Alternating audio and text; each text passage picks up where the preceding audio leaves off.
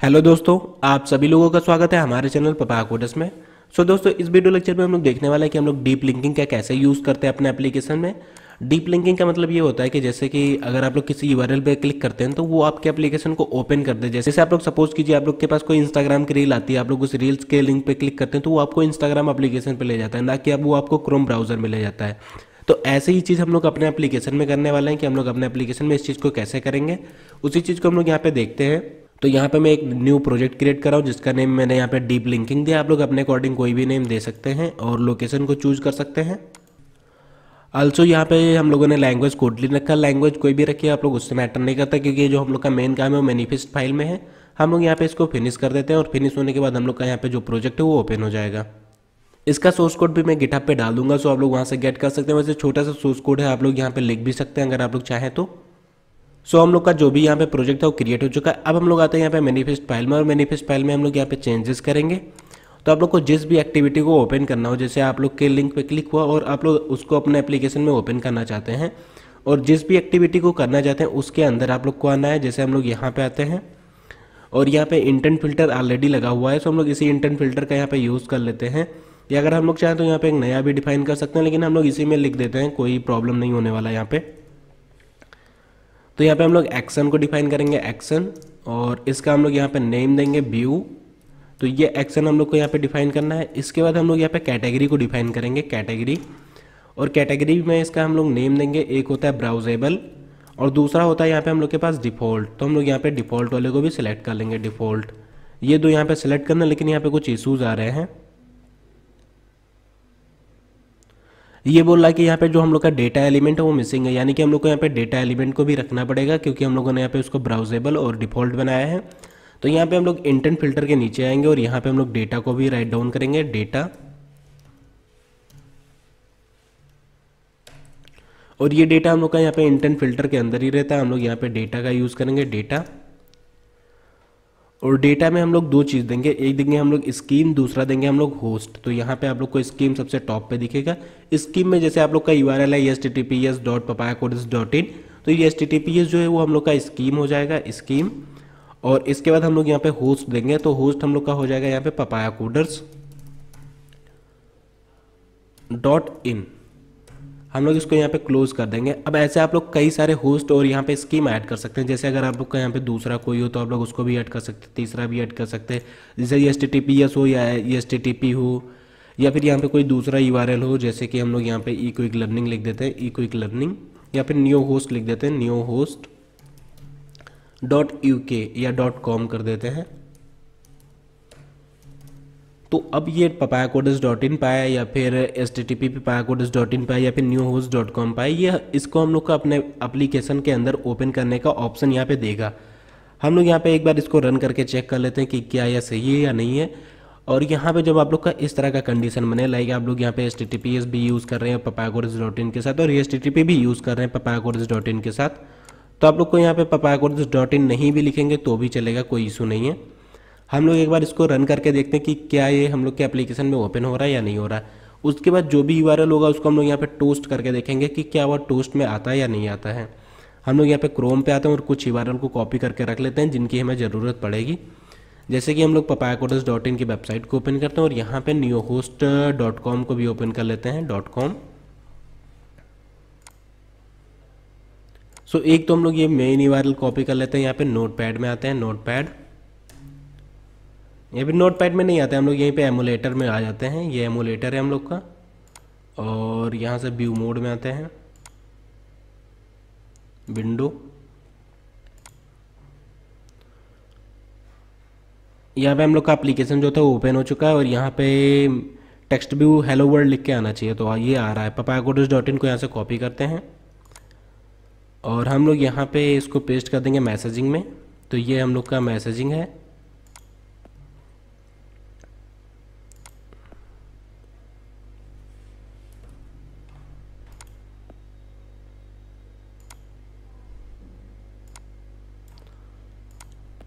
तो एक यूआरएल हम लोगों ने डायरेक्टली ये रख दिया, और ऐसे ही दो तीन यूआरएल हम लोग यहाँ पे रख देते हैं। जैसे कि प्रोजेक्ट सेक्शन में आते हैं, ये प्रोजेक्ट्स का यूआरएल हो गया, इसको भी यहाँ पे पेस्ट कर देते हैं।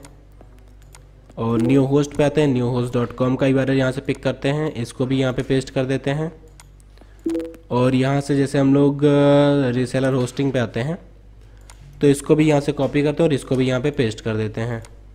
अब जैसे कि हम लोग यहाँ पे papagodas.in पे क्लिक करते हैं तो अब यहाँ पे हम लोग के पास दो ऑप्शन आएगा, डीप लिंकिंग यानी कि हम लोग का एप्लीकेशन आ रहा है और दूसरा आ रहा है जो कि ब्राउज़र है इस एमुलेटर का।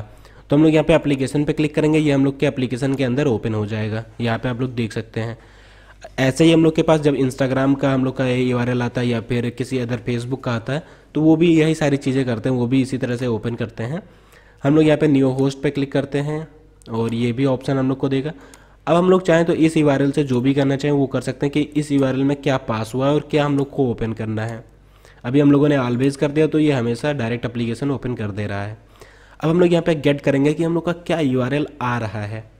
तो उसके लिए हम लोग आते हैं यहाँ पे अपने एप्लीकेशन के अंदर यानी कि कोड में आते हैं और यहाँ पे हम लोग मेन एक्टिविटी में आएंगे। आप लोग चाहे तो इसको किसी भी एक्टिविटी में कर सकते हैं, बस आप लोग को ये चीज़ इतनी चीज़ डिफाइन करनी पड़ेगी इंटेंट फिल्टर के अंदर। यहाँ से लेके आप लोग इसको किसी भी एक्टिविटी, मेन एक्टिविटी में रखो या फिर कोई एक नई एक्टिविटी बना लो वहाँ पे रखो, उससे कोई इशू नहीं होने वाला है। हम लोग यहाँ पे मेन एक्टिविटी .kt में आते हैं और यहाँ पे हम लोग यूज़ करने वाले हैं, चेक करेंगे कि हम लोग को कुछ मिल रहा है या नहीं मिल रहा है। तो हम लोग यहाँ पे एक वेरिएबल बनाएंगे, val URI is equal to intent.data। हम लोग को इसी इंटेंट के थ्रू ही सारा चीज़ मिलता है, कोई भी डेटा हो या कुछ भी हो। यहाँ पे हम लोग इंटेंट के साथ बहुत सारी चीज़ों के साथ खेल सकते हैं कि हम लोग का एप्लीकेशन ओपन हो या फोटो कोई शेयर करता है तो हम लोग के एप्लीकेशन में आ जाए, बहुत सारी चीज़ें होती है। हम लोग यहाँ पे चेक करेंगे क्या URI में कुछ डेटा है या नहीं है। If URI dot equal to null यानी कि ये नल के इक्वल नहीं है, यानी कि इसमें कुछ ना कुछ होगा ज़रूर, इसमें कुछ ना कुछ होगा। तो हम लोग यहाँ पे गेट कर लेंगे, val path is equals to URI dot to string. जो भी URI में होगा उसको हम लोग यहाँ पे स्ट्रिंग में कन्वर्ट कर देंगे और उसको हम लोग यहाँ पे टोस्ट करके देखेंगे कि क्या हम लोग को मिल रहा है। यहाँ पे हम लोग पास करेंगे दिस और यहाँ पे हम लोग पास कर देंगे URL या फिर यहाँ पे हम लोग लिख देते हैं डेटा $,